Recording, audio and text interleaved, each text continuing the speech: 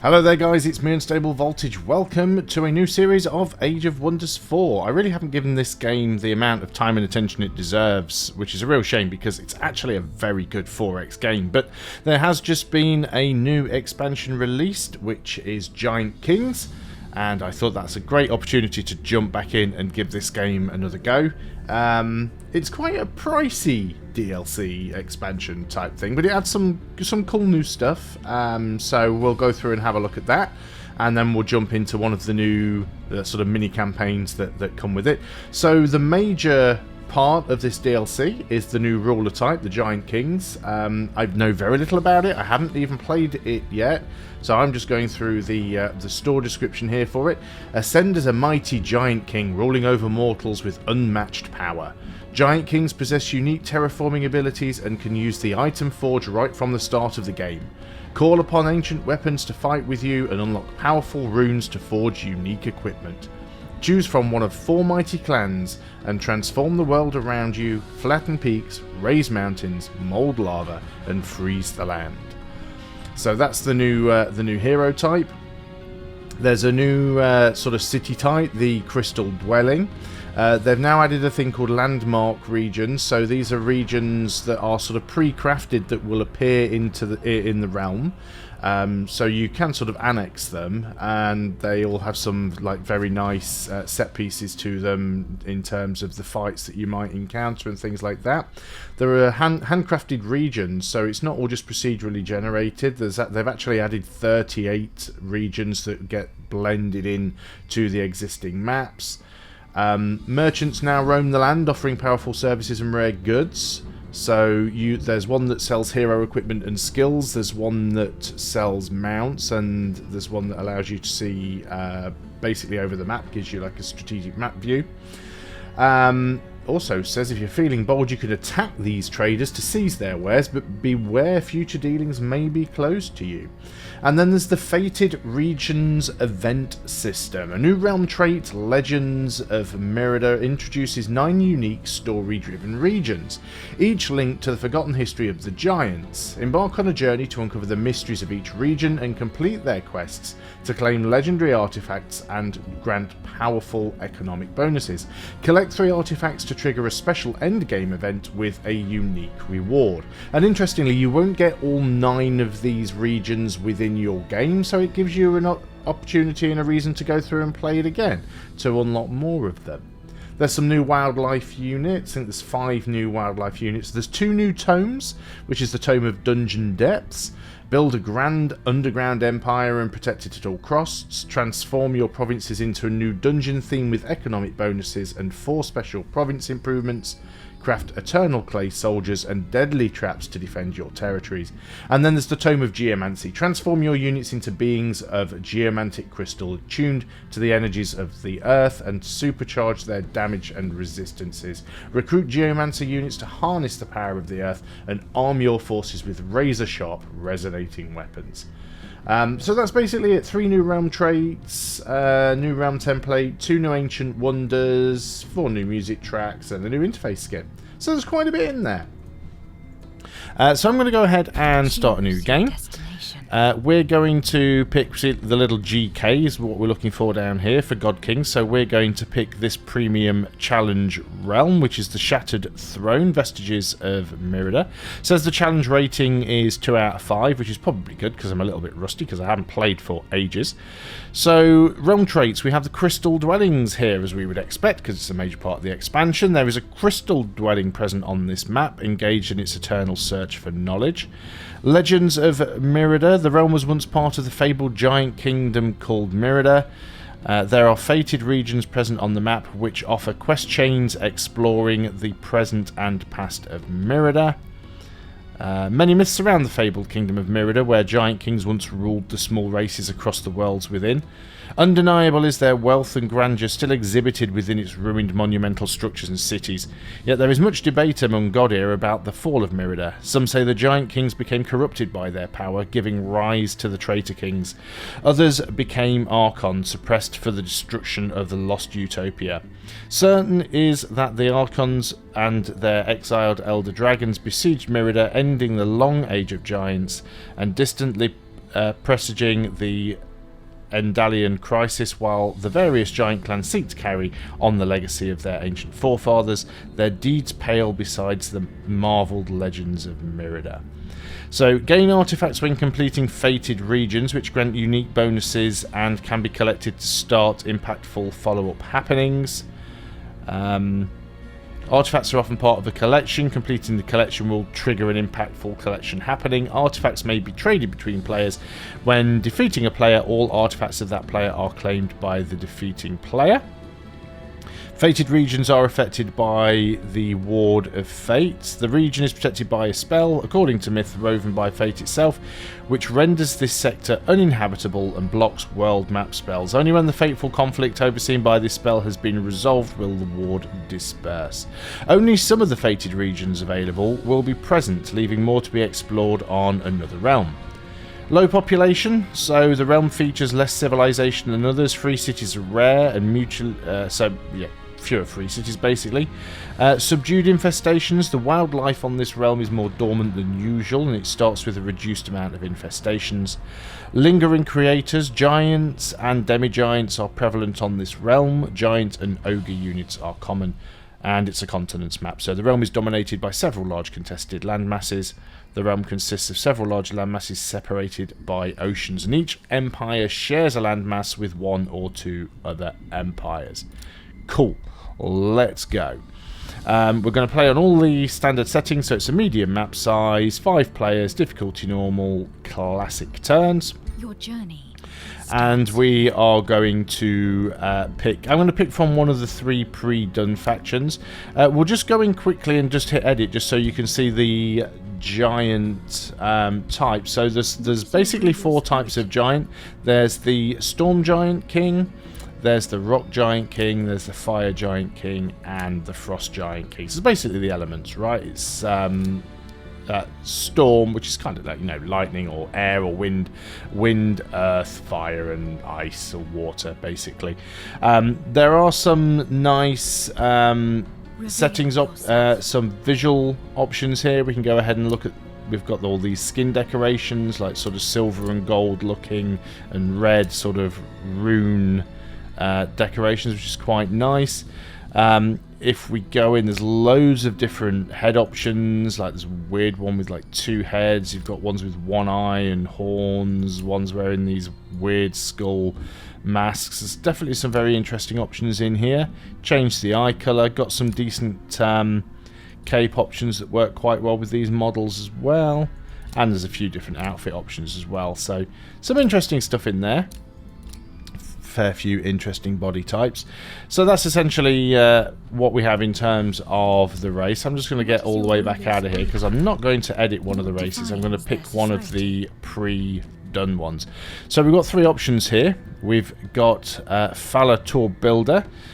This is a Rock Giant King who is a defender. Starts with the Tome of Enchantment. Race is Yordfolk. And Molkin are basically their culture. Underground adaptation, they have Bulwark, so defense mode grants extra 2 defense and 2 resistance. They're tenacious, so damage penalties from casualties are halved. They're equipment hoarders. Then we've also got this one here, which is Flamix Fireheart. This character is Spellblade. If we can get that pop-up to go away. This is a Fire Giant King. Starts with the Tome of Pyromancy, obviously. They are a Hearthkin. They're Dwarfkin. Is their culture. They're tough, so a bit of defense and resistance against melee attacks. They have some defensive tactics as well. This is a Barbarian character also, and a Duelist. But the one I think I'm going to play as is this one. This is Singaith Skyshatterer, who is a Storm Giant King and a Mage. So I think the last character I played in this game was melee, so going Mage will be interesting. Starts with Tome of Warding, so gives us some protection from damage. Toadkin is the culture. Now we have swamp adaptation. So we gain swamp walk and river walk, increasing world map movement speed in swamps and rivers. We ignore the -2 food penalty from building farms in swamps, and we start in the swamps. So that's going to be quite nice. We also start with the Earth-shaped swamp spell. So basically we can turn chasms, sand, snow, ice, ashlands and gloom into swamps. Nice. We're resilient, so we get +2 status resilience, and negative status effects last 1 turn fewer, down to a minimum of 1. We're hardy, so all of our units start with 8 hit points extra. We've got sharp eye, so our units have 1 extra vision range and sensing range. We are a mystic, so we get higher mana income, and our powerful interactions interactions with spells are more powerful, depending on the subculture. Our people are versatile spellcasters attuned to the arcane, so units gain attunement Starblades, which is really, really nice. Because when a friendly spell is cast, the unit's base attack gains +1 damage based on the affinity of the spell, so it gives us a bit of a damage boost. We collect astral echoes through exploration and research, and we can use echo casting beyond normal limits. One of the things that I'm interested in playing this character for is we are Scions of Evil, so our cities gain an extra 10 draft and our empire gains 5 Imperium per level of evil alignment. I think I always play sort of good characters in Age of Wonders, so playing as an evil character is going to be a bit of a change here. We start with -10 evil alignment anyway, but that's not too hard to get back. Units cost 20% less gold and draft to recruit while we're at maximum evil alignment, and we also start with an extra shock unit or a shield unit. We're a Hermit Kingdom, so cities gain an extra 15% knowledge, 15% food, 15% production and 20 stability when their domain does not border the domain of other city or outpost, and grievances inflicted by other empires encroaching on your territory increased by 100. So basically we're really encouraged to go to war with anyone that borders us to stop them bordering us. We are a conqueror, so when we win a siege battle against a throne city, we gain an extra 200 renown, and winning any siege battle gives us an extra 100, and that's repeatable. AI personality doesn't really matter because we're playing as the character, but that's what we're going to go with. So I'm going to select this faction. So my first time, I think, in Age of Wonders 4 playing as an evil character. So let's see what map we get. I always like this game. Looks very, very good.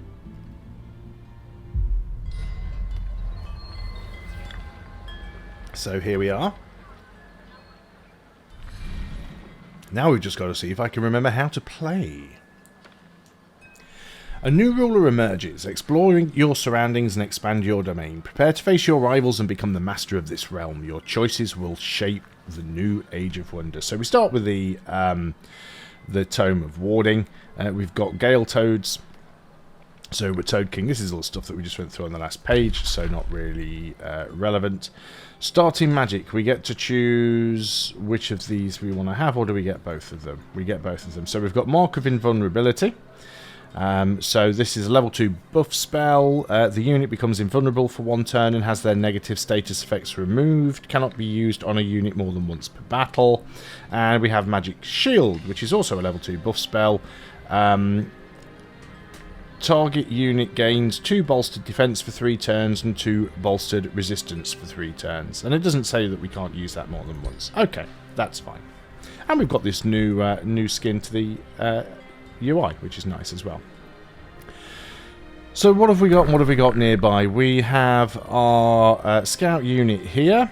We have a ready-made army, if I can click on the right tile. We could do with 1 extra unit in here, so we've got our king, our ruler. We've got a spell shield here, which is basically a tank unit. So high health, melee strike, bit of extra defense. We've got ourselves a soother, which is a support unit. Basically, it's a healer. We've got a polearm unit, so sort of an attacking unit, and then over here we've got a battle mage. So we've got a good mix of units here. Actually, we've got sort of a tank, a healer, and a melee and ranged DPS along with our healer. So that's quite nice. Let's start by getting our scout, have a quick look around the map, see what we can find. Got some interesting stuff right over here because there's some astral echoes. So we could get... Oh, there's one here as well, actually. So we can go over here and just grab the Astral Echo straight away. Astral Echo. So this is... unique resource is used by School of Attunement mystics for echo casting. Well, I was going to read it, but then the AI did that for me, or the advisor. So this is a new type of resource that we can use. Astral Echoes are obtained from Astral Echo pickups by researching new skills. Through echo casting, you can cast spells, even when you lack sufficient casting points. Okay, so combat spells indicating their cost when Astral Echoes are needed to cast a spell. This is automatic once you run out of combat casting points, and world spells can manually be accelerated by clicking the button on the top left and priming the spell. Okay, interesting. And there's more of these to grab as well. We can't reach that one on this turn. I don't think we can reach too many places with our scouts. We do have a Marauder camp over here, which has a power of 200. There's nowhere we can take that with the scout. Our army... We can beat that with our army, because our army strength is like 390, so we don't want to get too close to that with our scout. Okay, let's go ahead and pick the scout back up. I'm struggling to click on it because the city tab is in the way. Let's go over in this direction, because I would like to go and pick up that other echo when we get to it. There's going to be lots of stuff over here that we want to look at. We need to start our research. So where do we want to go with this? We can get magical wards, which is level 3. Gives us lightning, fire and frost resistance onto the target race. We can go for summoning a phantasm warrior. Gives us our first summon. Or we can get static shield. Target friendly unit gains a shield that has a base 60% chance of inflicting stun on attackers. That's actually quite a nice spell, especially to put it on your sort of tank unit. Yeah. So let's go ahead and move over in this direction with this unit, because we could go and take that fight nice and early on. Can't do it on this turn. We need to set the production in our city. So choose where we want to go. So what are we making? We're making 78 gold per turn. We're making 15 mana per turn. And we're not gaining any Astral Echoes. So we could... 69 knowledge. So we could go straight into a library and sort of boost the speed at which we can do that. Food is okay for now. Yeah, let's go and start working on the library just so that we can get the we can get other things done a little bit more quickly. Let's go ahead and end the turn. Let our opponents move. There shouldn't be too much going on because it's just the first turn. And here we are in day 2. Let's go ahead and grab the stuff with our scout while we can. So we're going to grab that. There is another fight over here that we can take, and also there's a knowledge stash over here that we can grab on the next turn. Looks like we've already found a border for something up there towards the top. We can also go ahead and grab the cartographer as well to give us some mapping. Yeah. So let's go in here. It's saying that it is a safe battle. We're just going up against these entwined thralls. So these are all basically just melee units. They only have 1 resistance and 1 defense. They do have poison needle. 90% chance of becoming poisoned for 3 turns, so that's not pleasant. Yeah, let's go ahead and do the combat manually and see if I can remember how to do combat in this game. Yeah, just look at the size of our ruler compared to everybody else. We are absolutely huge. So ideally we want to try and stay back and just do range damage if possible. But that might not be possible. So what do we have on our ruler? We've got this obelisk crash, which always hits, deals damage to a target unit and adjacent enemy units to the target, and they sustain 75% of that damage. Cannot be used within enemy zone of control. And it only costs us 1 action point to use. Always hits. Unfortunately, I mean, we can sort of hit quite a few of them. What have we got here as well? We've got kick, which is a single melee strike. And we've got Conjure Animated Lightning Blade. Summon a tier 1 animated lightning sword that lasts for 3 turns. Can only be used once per battle. I'm going to go right over here and get in their proverbial faces. And then if I can hit this one here with the obelisk, then I shall. So let's go and do that. Didn't do a massive amount of damage to them, I must admit. Let's go right up here with our spell shield. Because we are the tank. We've already got poisoned. Did I run through something on the... Yeah, I think I ran through something on the map and already got poisoned. So I could go in for a melee strike and try and sunder them. Stunning Flash damages adjacent enemy units. 60% chance of inflicting stun for 1 second. It's only adjacent units, though. We wouldn't be adjacent to all 3 of them. It's a shame that one wasn't further back when we were standing in the middle. We could just go into defense mode, which might be the better option for us there. This is our Arcanist, so basically we can hit with some Cosmic Bolts. Everyone's a little bit out of range. So let's not stand on the poisonous mushrooms. We can go and stand in the Lucky Clovers, though. 10% critical hit chance. That's quite nice. Unfortunately, we've only got 1 target here we can hit, which is this one. We've got a 65% chance to hit. They do have lightning resistance, which sucks for us. But we did a little bit of damage there. We could go ahead and use a Cosmic Blast with our Soother. We haven't got any healing that we need to do right now. Just trying to look to see if there's anywhere we could stand where we potentially get a good shot off. I don't think there is. There is some foliage here, so we can go ahead and get in that and give ourselves a bit of extra protection.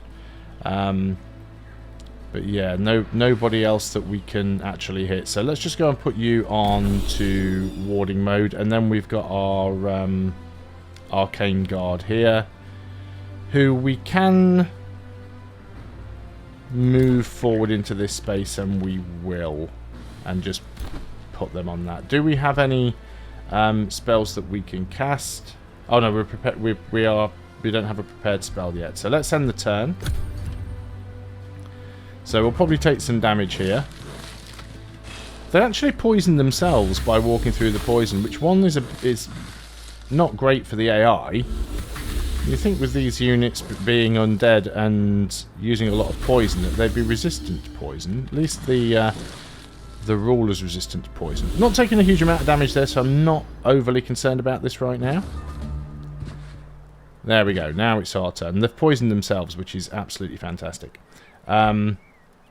So we could make this unit invulnerable for 1 turn. I mean, that's not a bad idea. See, we could hit with that again, which was a nice way of hitting several units at once, but it didn't do a huge amount of damage. How close? You can move right into the middle of them. Let's go ahead. We'll put the Mark of Invulnerability on this unit. Would have been even better if I'd have right-clicked it instead of left-clicking. So you've got a Mark of Invulnerability. Now, and also, because we cast a spell, it's giving star blades and everything. Now, that is a poisoned tile, unfortunately, but I'm going to stand in it. We'll be all... See, we are poisoned, but we shouldn't take the damage from it because we're invulnerable. So now we can go ahead and use the Stunning Flash, right? Can we not do that? Damages adjacent enemy units. I just click on myself with it, that's why. There we go. 2 of them got stunned, so that kind of worked out. Now I'm going to move in and might do an attack with the ruler still, but let's see what else we can do first. I'd like to try and get a ranged attack in if possible. So let's go into the low foliage here. That still gives us the opportunity to attack from this side. Didn't do a lot of damage, but we did some. Let's go and move in here and attack with the Arcane Guard. There is still a chance that we can get poison from this. Sunder resistance. Not too much that we can do with our Soother.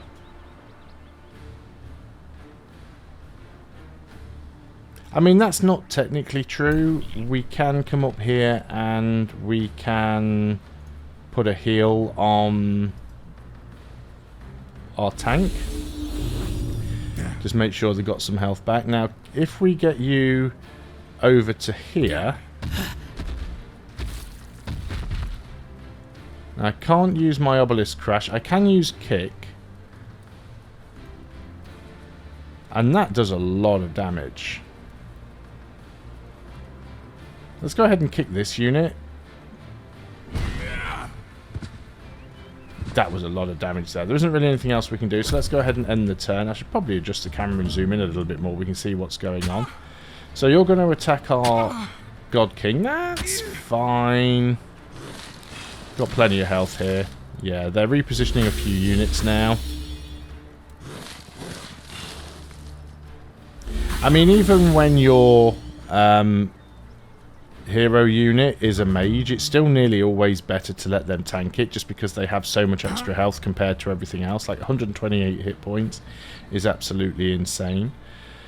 I'm not going to bother conjuring this animated lightning blade in this battle, because I feel that I'm already to the point where this battle's halfway through, so it's kind of not worth the time and effort. Let's take you out with the Arcanist here, because then we don't have to get directly involved in melee with that one. Let's move in, and we are now pinned, but that's fine. We can attack with the Arcane Guard, because they do quite a lot of damage. Did take some damage back there. We do have enough room to go around behind with the spell shield. Now, we're not invulnerable anymore, unfortunately. We can hit that from behind because it's flanked. And now we've just got these two units to worry about. We do have our Obelisk Crash available. We don't want to hit our own units. I'm not sure if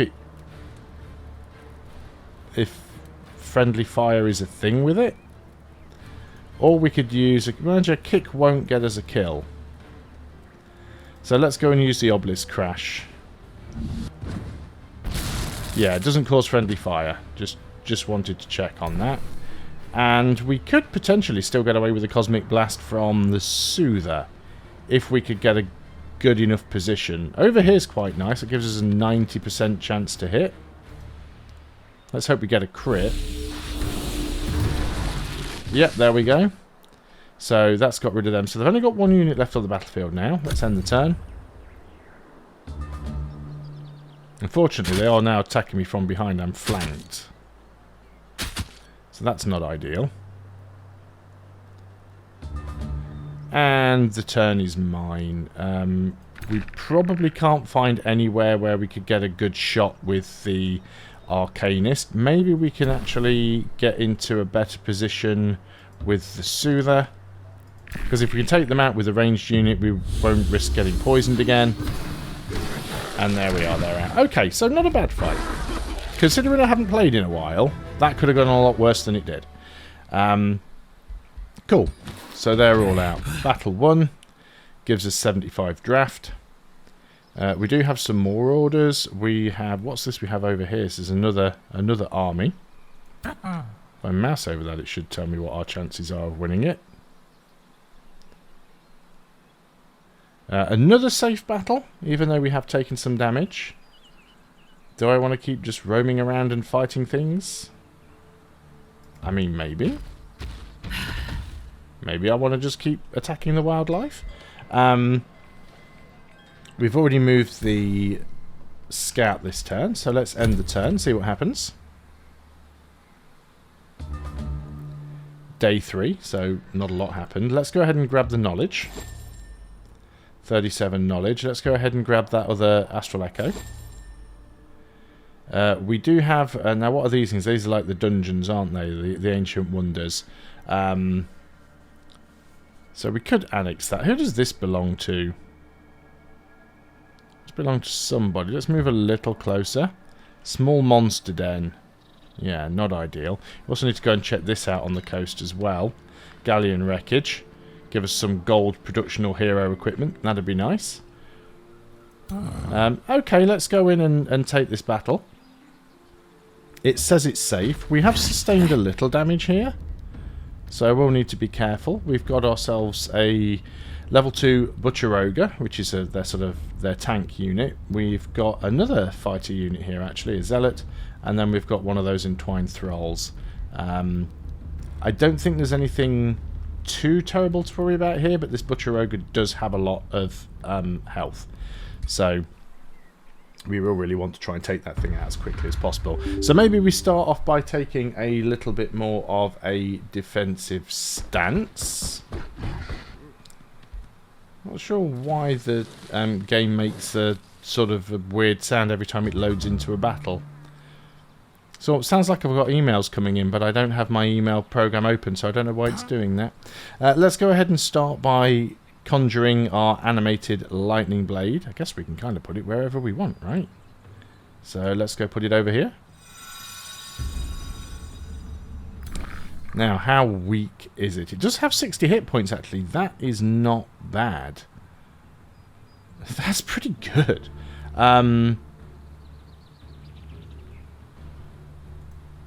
We can't move on this turn, but that's okay. We will go ahead and just shield it up. There's a bit of a choke point here, and one of them is poison, so I'm kind of tempted to just let them try and squeeze through and deal with that. Trying to see if there's a good space I can get in to hit anything with, but there isn't really, so I might just keep the Arcanist at the back for now. Can we get into a good spot to hit anything with the Soother? No. So let's go ahead and just move up front with the... let's move up front with our spell shield, and let's make it so they need to squeeze through and hopefully get in this poison.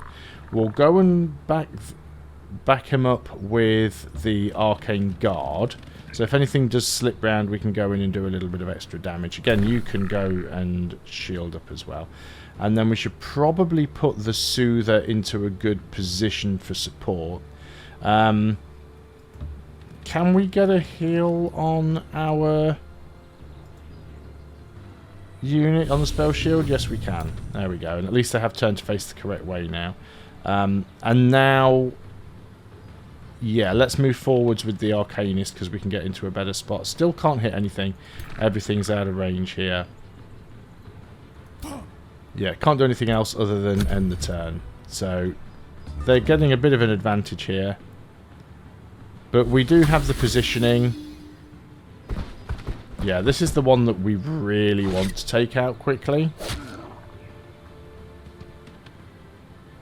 This is only a tier 1 unit, so this one shouldn't be too difficult to take out, and it is melee. So it's kind of got to stay here in place. So let's go and use the animated lightning sword here to go and do a little bit of damage. Only a tiny bit of damage, but we got some done all the same. Now we are poisoned, which is not great, and we're condemned, which reduces our resistances. We can go and negate that by casting Magic Shield on you, so that'll sort of offset that, and then again it's giving us Astral Blades on everything else. Can we hit anybody with our Arcanist? We can only do 25% damage to you. If we move up here, that goes up to 90.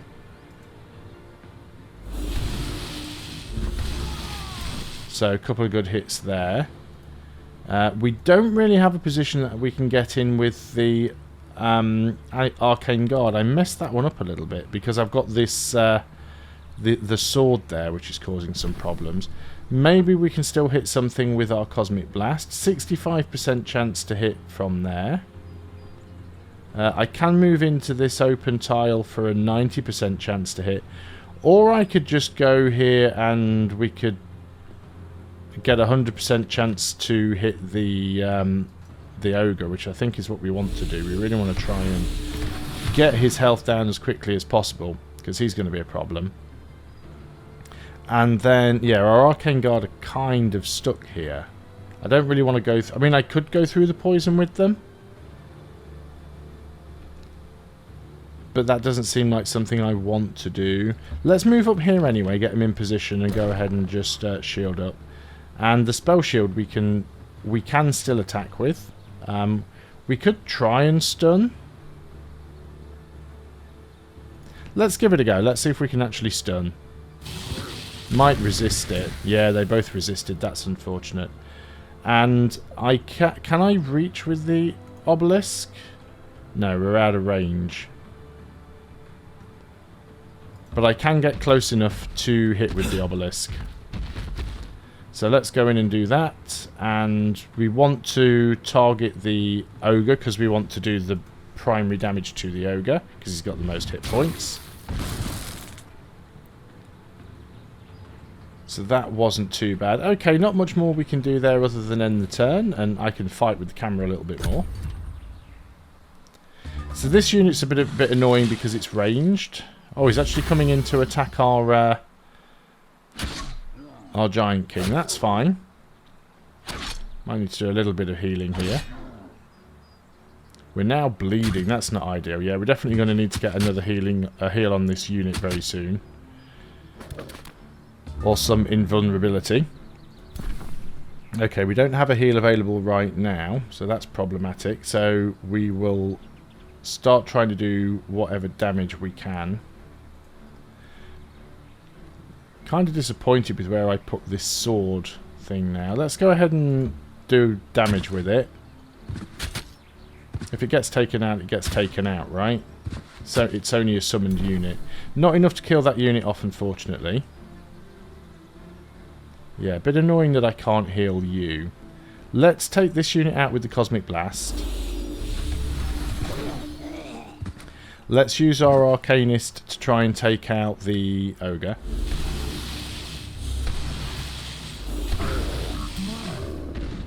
We'll now grab this unit and put it... Is that poison tile still there? It looks like it's gone. So we'll go in and flank this guy.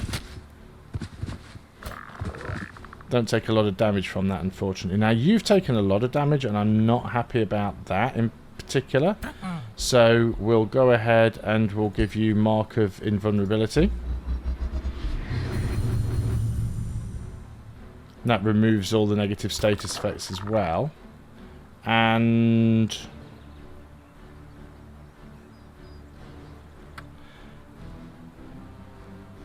I'd rather not go in for the attack with this unit because it is very, very weak. So we'll just shield up.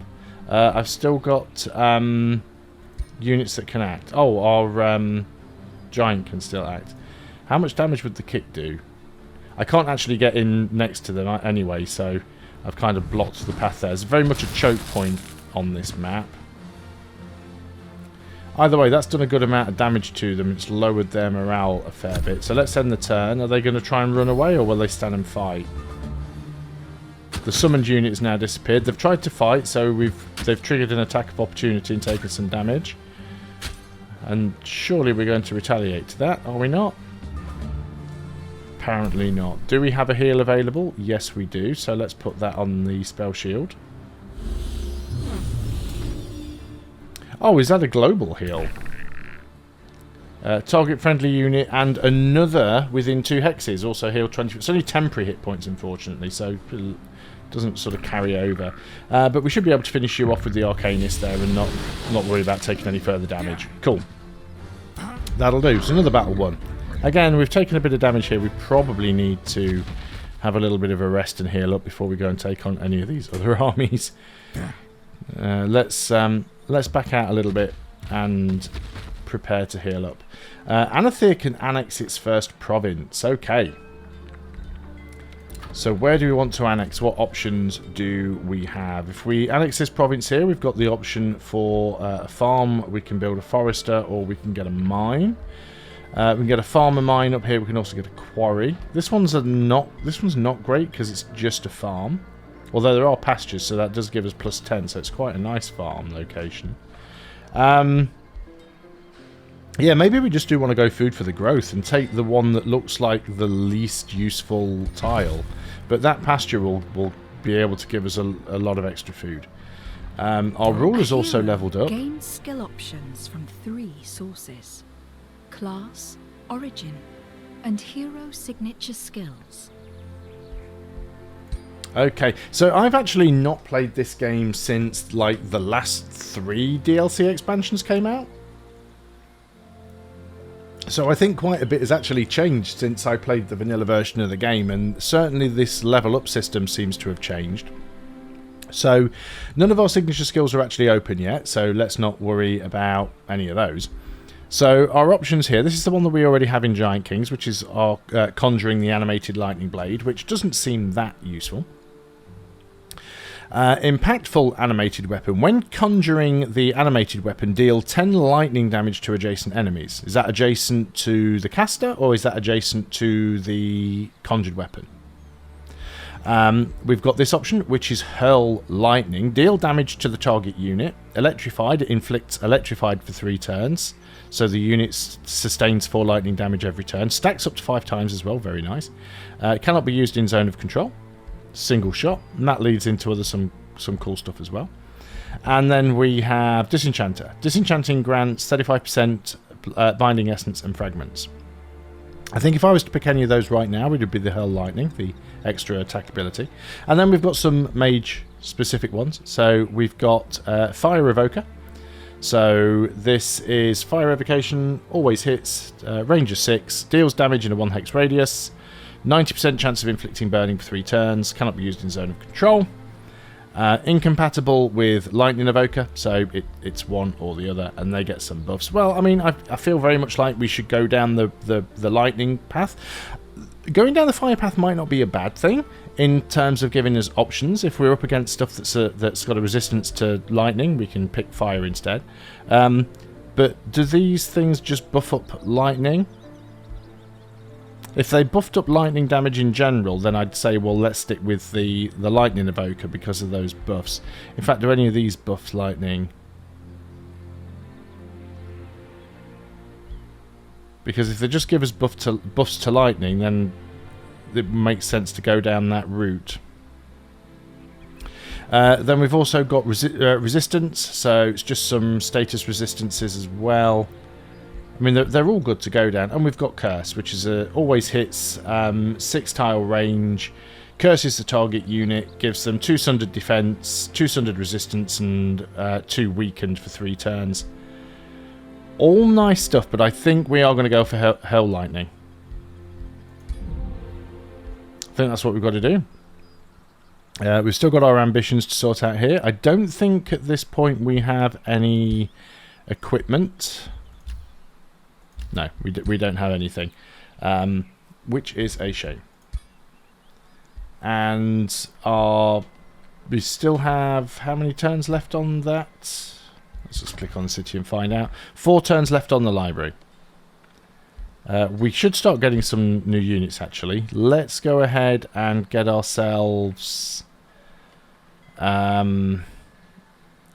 what's useful to... Well, we could go out and get ourselves another scout to start with. We probably should. Let's get ourselves another scout. Then after the scout, I think we'll get ourselves another... The Arcane Guard are good. They do a decent amount of damage. But when the maps are a little bit difficult to move units around, ranged units are king. So let's go with that. No one attacked us. That was good. So there are some enemy units around guarding stuff. We could... Oops, excuse me. We could potentially win that fight, but I want to regain some health. I'm going to bring my army back into friendly territory. I wonder if we actually get mounts being a giant unit. It doesn't seem plausible, does it? And is there anything over here we can grab? There is a knowledge stash over here. Why do I get the feeling there's going to be enemy units around? Well, there is, but not... there's one right on the stash. That's unfortunate. These units don't normally attack things that are adjacent to them, so I think we'll be okay. Static Shield is now being researched, so we get to pick a new research. So we can get an Enchanted Crow Companion. So this is a unit enhancement. It grants +2 vision range on the world map. So basically we can give our scout sets to vision range. It's a nice thing to have. Scroll of Attunement increases the damage dealt when spells are cast. I mean, we get Star Blades on most things anyway, don't we? And then Staves of Warding. So support abilities of enchanted units grant 2 bolstered resistance to affected units. I've only got 1 support unit at the moment. I think we just get the Enchanted Crow because we are working on a second scout, so that will help. Yeah, this can already grab another province, you see. That was really quick. Getting some extra mana would be nice, but we don't have any tiles around us that give us access to additional mana, which is a shame. But we want to be able to build things more quickly, so I'm tempted to go... Let's go this one, because this one could be a farm or a quarry. There's an iron deposit there on that one, though. It's a shame, because that'd be a good one for gold. This one, but this one has a gold vein. This one has an iron mine. So, yeah, I want to go over here and get the quarry. And then we can get the gold mine on this one. New Empire development skill available. So we've now unlocked Surge spellcasting. Casting a combat spell reduces the cost of all of the combat spell types by 25% for 2 turns. We'll spend the Imperium and pick that one up. So we're Astral Affinity. So we've got 5 points in Astral Affinity. We've got 1 point in Shadow Affinity. And then we've got our general tree down there at the bottom as well. This shows us all of our tomes, doesn't it? Yeah, so we've got the School of Attunement, Tome of Warding. Okay. Just about remember how that works. Let's go in for another turn. I'm trying to remember what all of these buttons are on the AI now as well. What have we got up here? So that hides the minimap. That's our economic overview. Okay, so it just shows us what all our tiles are producing. Oh yeah, the underground as well. We haven't even discovered the underground yet on this map. Always forget that this map has an overground and an underground, and then we go back to the surface. Okay, cool. I'm going to bring you into the... Right, let's get that scout out of the way first. Where do we want to move this scout? Let's move this scout in this direction. Let's go and uncover the map. That helps. New location has been revealed within the mists. And then you can go in there to heal up. Because you get more healing in your own territory. Who is this? This is not an AI, is it? This is just a... that's hasteberries. I'm not bothered about the hasteberries. This is a independent city, I believe. And then where is that other scout? Yeah, you were going to... I mean, we can grab that, I think, safely. Yeah, there's lots of giants and stuff around on this map. But I don't think they're going to attack. You require orders. I think that you are just going to wait 1 turn. And can't really send you anywhere. Spell's ready to cast. So we can turn friendly or unowned surface province into swamp. Or we can summon a storm runestill. Summon storm runestills on a target surface province, which will appear on an empty hex and terraform surrounding provinces every turn. I mean, we probably want to... What are all these swamp tiles? These ones are swamp tiles. These ones on this side aren't swamp tiles. We like swamp. We want to turn things into swamps. Let's go ahead and earth-shaped swamps. I'll do it on that one because I think that was just a food tile, so we'll start working around on there. End the turn.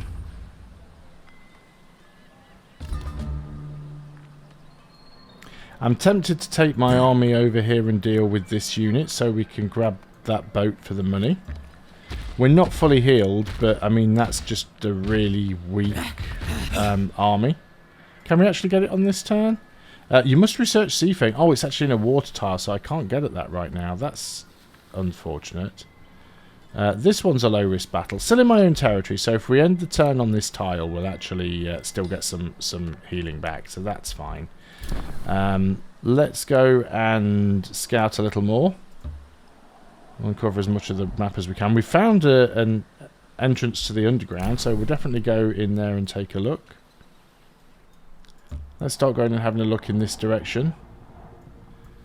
The Pristine Palace. This is a gold level ancient wonder. Yeah, we're not going to be going in there anytime soon. That's going to be really beyond our ability. We've produced the library over here. We could get the shrine. That'd give us some more mana. That's certainly not a bad idea. We can also grab another tile now. So yeah, if we grab this one, still not the best of tiles, is it really? Is it gone fully swamp yet? It does say it's swamp.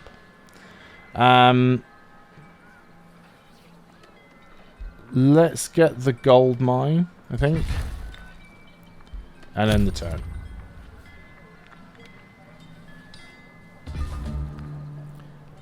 Right, so we can't move on to that tile. We can move over here and do this fight. We're almost at full health now. We want to sort of clear out this monster den as quickly as possible. Before we do that, though, we'll just go ahead and move our scouts around because there might be some other stuff that we can find that gives us a bonus. Let's enter the underground, see what we can find down here. We might be blocked in on this one. In fact, it looks like we are. We've got a crawler's nest down there. There's a few interesting things. There's something right down here below us as well.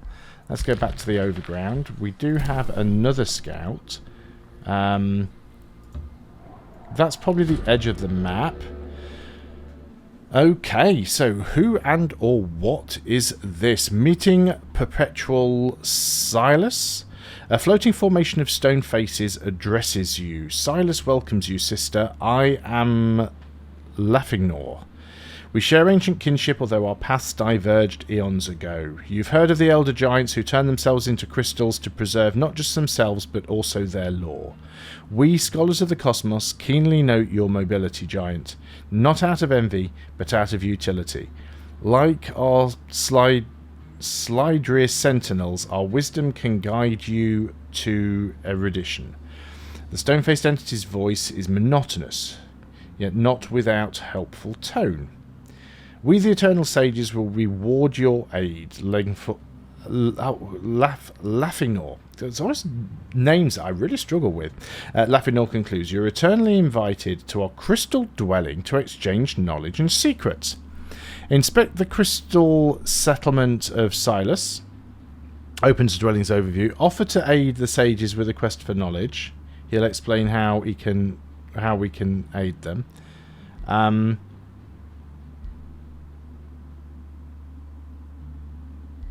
Yeah, let's get that. The Eternal Sages greet you from within their crystalline library in Silas. So that's the name of the settlement. Welcome, Banrian. Oh, I'm not even going to try and read that. We predicted your interest in helping us. Curiosity and ambition define most Godir, which makes you valuable allies in our pursuit of knowledge. We chronicle and collect all there is to know of the cosmos. As we cannot leave Silas, we possess the power to retrieve what we cannot procure ourselves. Or you possess the power.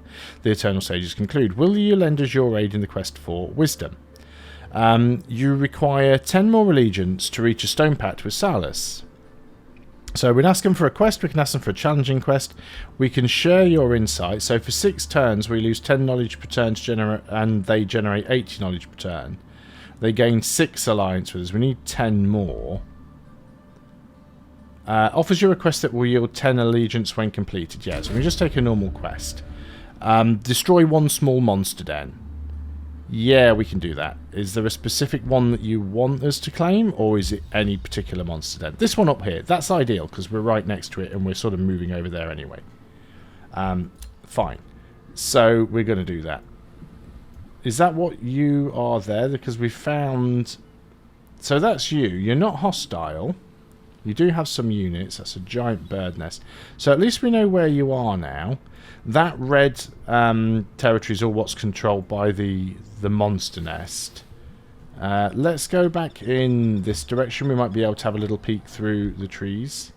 Evil presence lingers in these lands. Yeah, I know. I just took an inadvertent shortcut through. It is fine. Enchanted Crow Companion is done. We'll select new research. Phantasm Warrior, Magical Wards, or the Wayfinder enchantment. This means we can make units move, make our scouts move very fast. Don't think we really need that. Phantasmal Warrior might be useful. We can also go ahead and... We don't even have the mana to cast the Enchanted Crows at the moment. We are getting 15 per turn. So it looks like we're going to go in and we've got to make our way over to this monster den. So we've got to go and fight this army off first. It does say it's a low risk battle. What have we got here? We've got a Young Caustic Worm, which is just a tier 1 unit, 60 hit points. We've got a Grimbreak Crow, tier 1. We've got a Giant Beetle, tier 1, and we've got a Slytherin Hatchling. Also, all tier 1 stuff. Gonna manual combat it again. Once more, not at full health, so got to be a little bit careful here. Yeah, played that same sound again, which is not an in-game sound. That's like a Windows sound. That's really weird. Wonder why it does that. Every time it loads into a battle.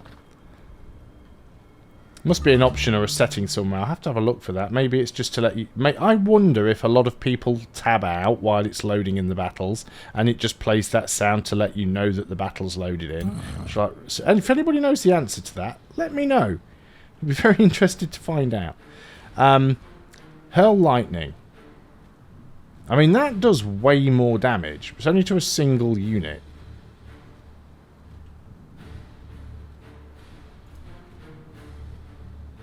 Everybody's out of range with that, though. Probably better off just using this for now, because we can... Yeah, if I move up to here, and I throw that right at you, we're going to hit 3 units. It just makes sense. It's like it should be the best opening salvo. This unit still hasn't fully healed up, so I'm going to need to be careful with it. We can run in and try and get the stun. If it doesn't resist. It resisted. Of course it did. How close can we get to try and hit something with the Arcanist? 65% chance of hitting something if we stand in this tile.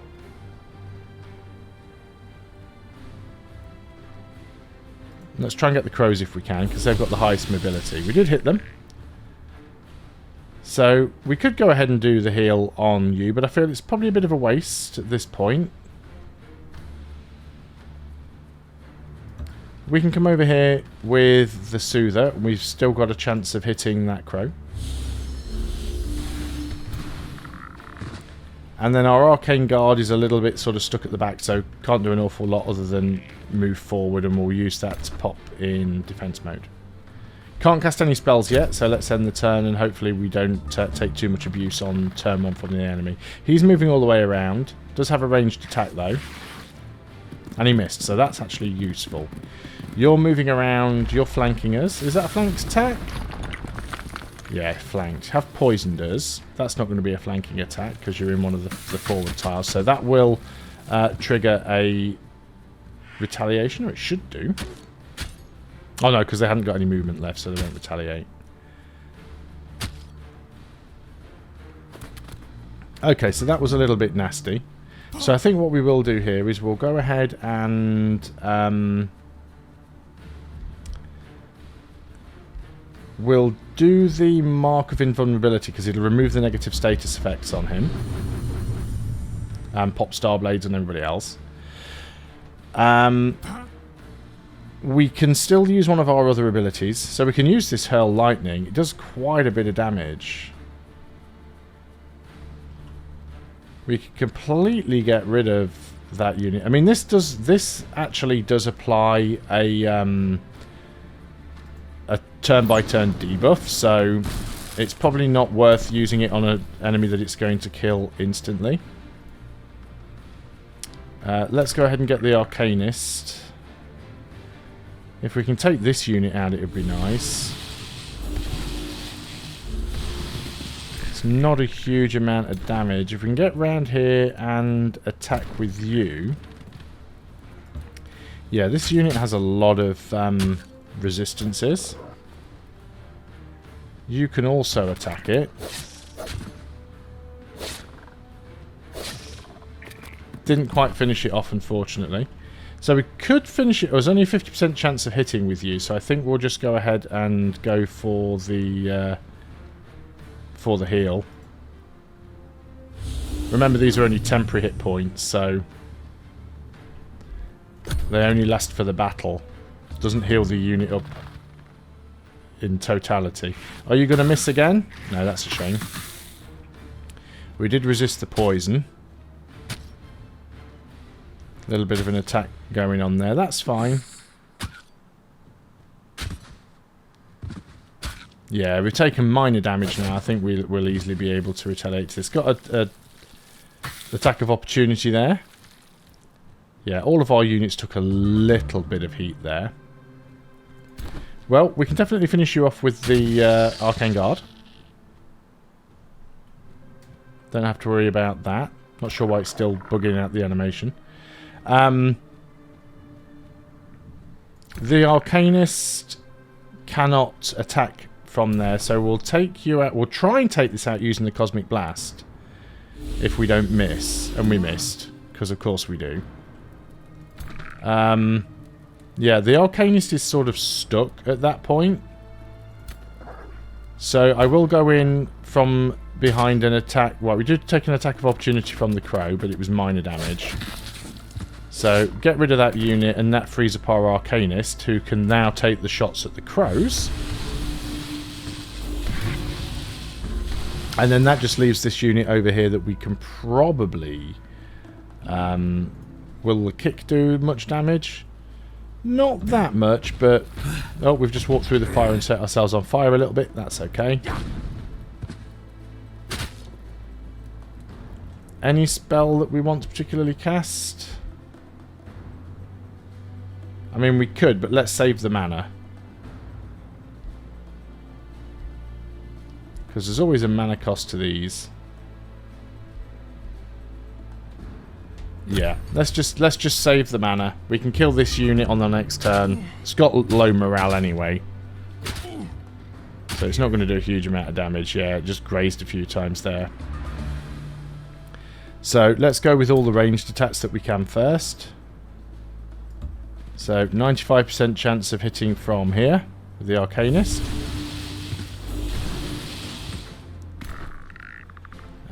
We can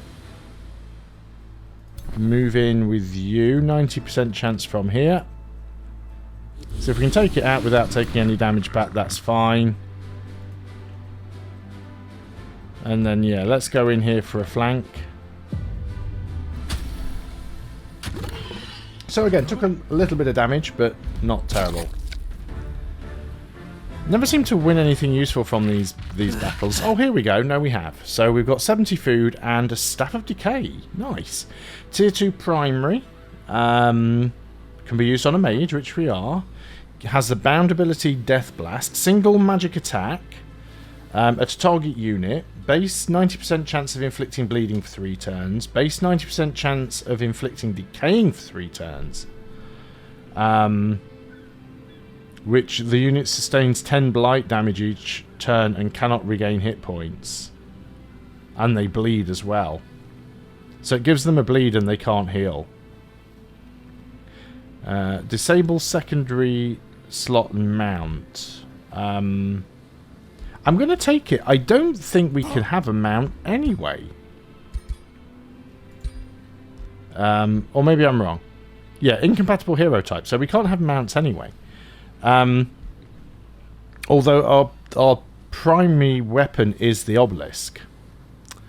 So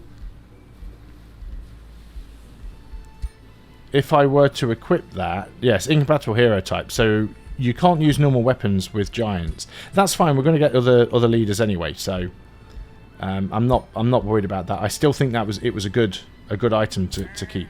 So I will.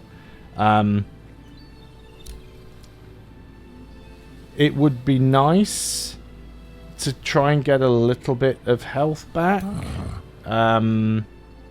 but I don't want to move back here just to then move in and clear that monster den. How difficult is that monster den going to be? 130, safe battle. So that's a really easy one for us. I'm not bothered about that at all. So you're just going to do that. Evil presence lingers within the land. Yes, we already know about the Great Bird's Nest. I'm not going over there anytime soon. Let's hit the end turn button. Nobody's attacked us. And there we are. I'm going to leave the video here on this one because I have been going for just over an hour. I don't normally like to have the videos run this long, but at the same time, I know I spent about sort of 10 minutes at the beginning just going through the new stuff added in the DLC. So when we come back on the next video, I'm going to go in here and clear this small monster den. Hopefully we'll get the opportunity to get a new leader. Well, a new general for our army. We do have our new unit here as well. So we've got our Arcanist, so we'll go and join that up with the army. So maybe... No, I don't need to bring the army back to defeat that small monster den, but we'll get those two units together at some point.